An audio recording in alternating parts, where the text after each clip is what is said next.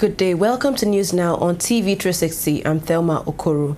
The ruling People's Democratic Party in Nigeria has ratified the choice of President Goodluck Jonathan as its candidate in the presidential election scheduled to hold February 14, 2015. The president was ratified after polling 2,812 yes votes at the party's national convention, which held on Wednesday at the Eagle Square in Abuja.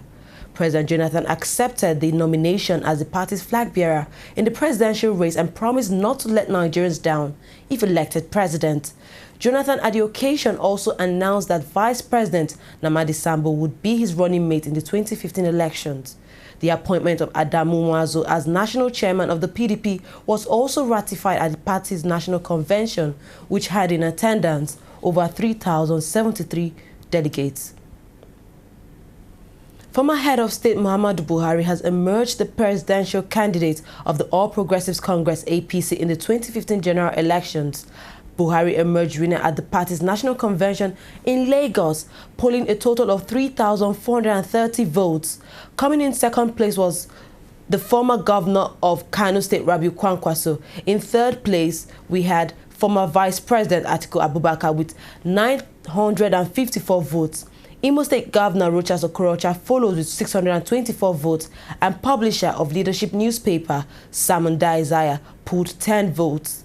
This is the fourth time the former military leader will be contesting the presidency of Nigeria.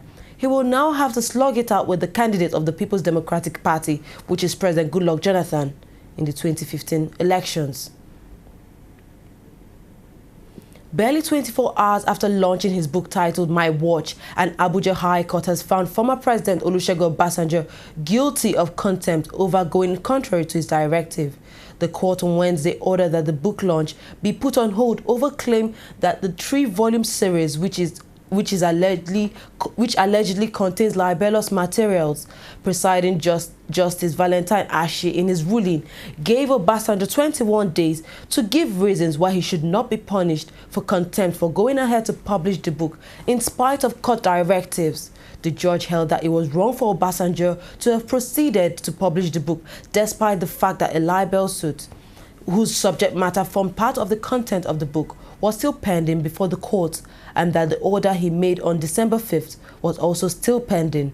The court has ordered the Inspector General of Police, Director General of State Security Services, and Controller General of Nigeria Customs Services to confiscate Obasanjo's book, My Watch, from public vendors.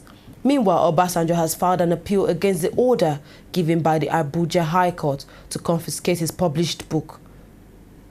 The former president had, through his legal team led by Gboyega Oyewole, filed an appeal challenging the confiscation order, citing 10 grounds to support the appeal and arguing that the trial judge erred in his ruling.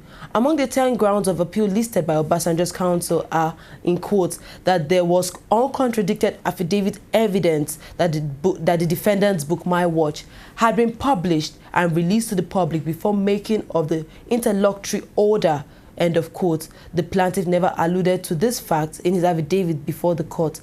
It is settled law that an injunction does not lie to restrain a completed act. His lordship failed or neglected to allude the affidavit evidence before making the interlocutory order.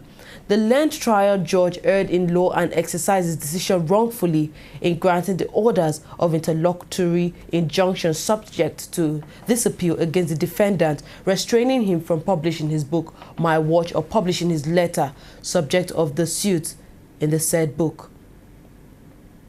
The National Primary Healthcare Development Agency has commended accent given to the National Health Bill by President Goodluck Jonathan. The bill clearly defines the various roles and functions to be played by the three tiers of government on health-related issues. It is expected to help Nigeria achieve universal health services, guarantee improvement in the health sector, regulate healthcare practice, and promote professionalism among healthcare givers. The union, in a statement issued in Abuja by its Executive Director, Dr. Ado Mohammed, described the passage of the bill as a major victory for the poor and healthcare reformers across Nigeria. He expressed delight that mothers, children, and families, especially those who are poor, will now have easier and more frequent access to quality healthcare services. We'll take a short break now. When we come back, News Now continues. Every day, every hour, and every minute, news break in Nigeria. Things happen so fast, it's most times difficult to track and comprehend them. But that's what we do right here on TV360. 2015, would you want to come back again? It's like asking Jesus Christ if he knew he was going to die, will you want to come back as the savior of the world again? We do not just help you track the stories, we break them down, explore all the angles, analyze the issues so that you can fully comprehend the stories and use them to make the right decisions.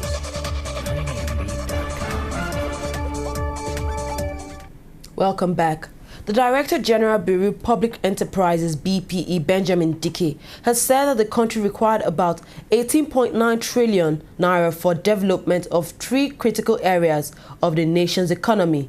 The Bureau's head of public communications, Chigbo Anichebe, in a statement issued in Abuja Thursday, said the amount was required to develop the oil and gas sector, power and transport sectors in the next 6 years.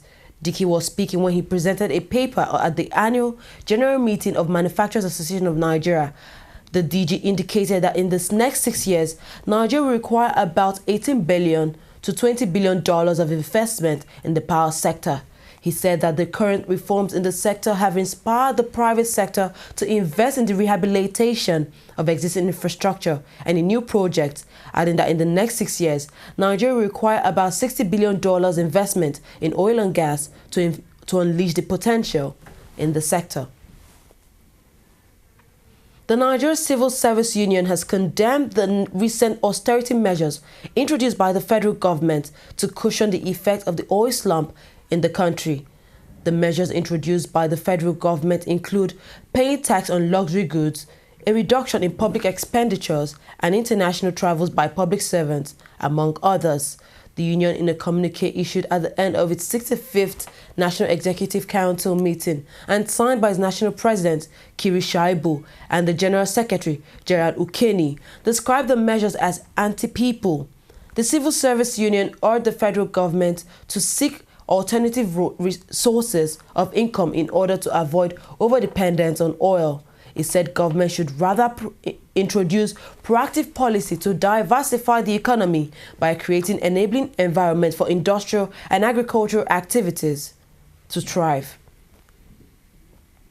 On the foreign scene now, Zimbabwe President Robert Mugabe has appointed Emerson Mnangagwa as his deputy, days after he sacked his ex-vice president, Joyce Mujuru.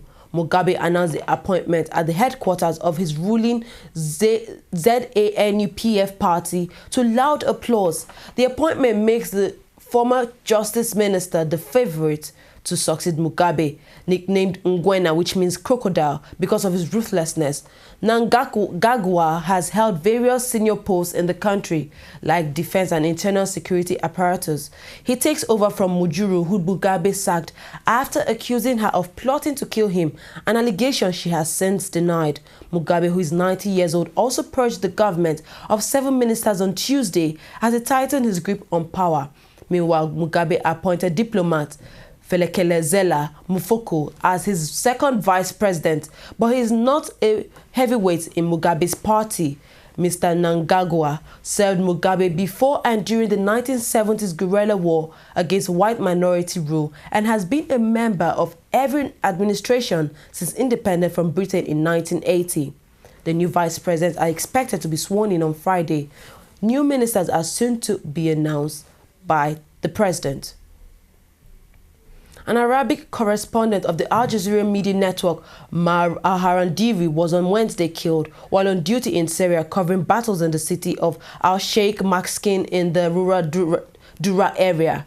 According to his family members, Maran was killed while taking cover from regime fire as his car was hit by the vehicle of rebel fighters when he turned off his headlights to avoid being targeted. It is the same area where 3 other journalists from Orient Network were targeted and killed just 3 days ago. Al Jazeera's acting director general Mustafa Swag said Al-Diri had worked with Al-Jazeera.net for over a year and was known for his courage, bravery and professional coverage of the Syrian revolution in the area of Dara and its suburbs. Swag said the targeting journalists would in no way deter them from reporting the truth. Maran was from Al Sheikh Maskin in Dara, where he was born in 1983. He was married and is survived by two of his children.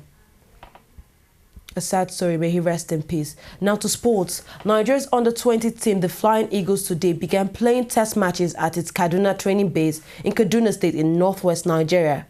The first match was played against Jamba Academy of Kaduna, and it kicked off at 7 a.m. Thursday at the Ahmadu Bello Stadium in Kaduna.